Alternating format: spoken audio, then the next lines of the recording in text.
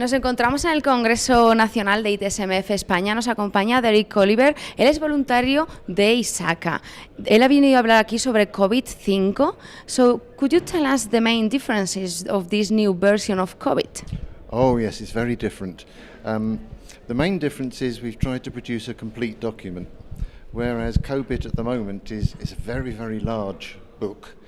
And then there are additional elements called Val IT, which is obviously about producing value from your IT. We have Risk IT. We have BMIS, the Business Model for Information Security.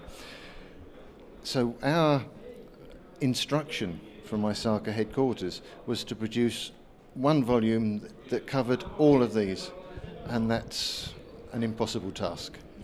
So we came up with something we call the lens concept.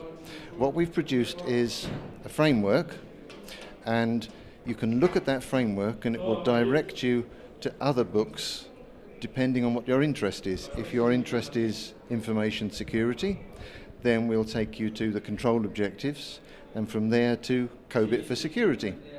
And that will then direct you to the international standards, ISO 27000, and the Information Security Forum standards, and anything else we can think of on the web.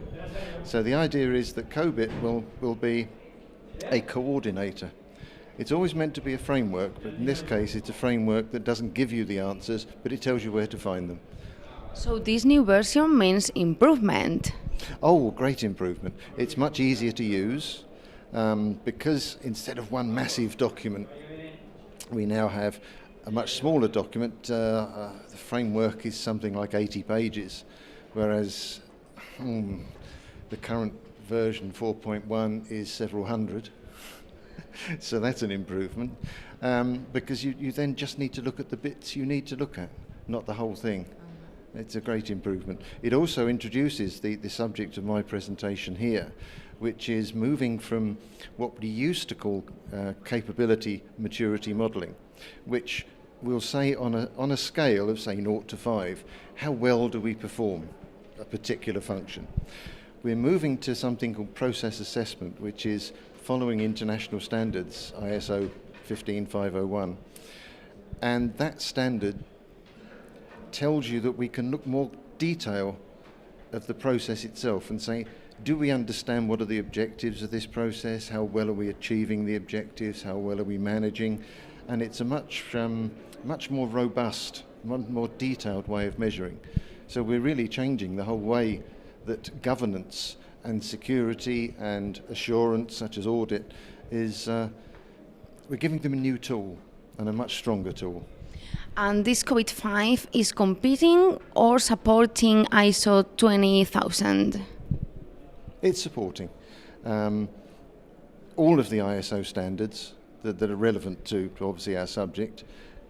We work with the people. It's the same with ITIL, with the ITSMF. Their product, the IT Infrastructure Library, very, very, very useful in COBIT, because we will direct people to use ITIL where you need it. It's very much, it's a concept I teach, that I take COBIT as a framework and I say, well, this is the skeleton.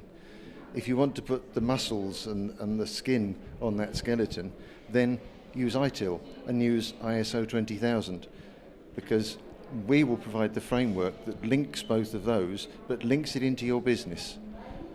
So yes, we're not in no means in competition. We very much support them, very much point COBIT users to using the ISO standards, to using ITIL.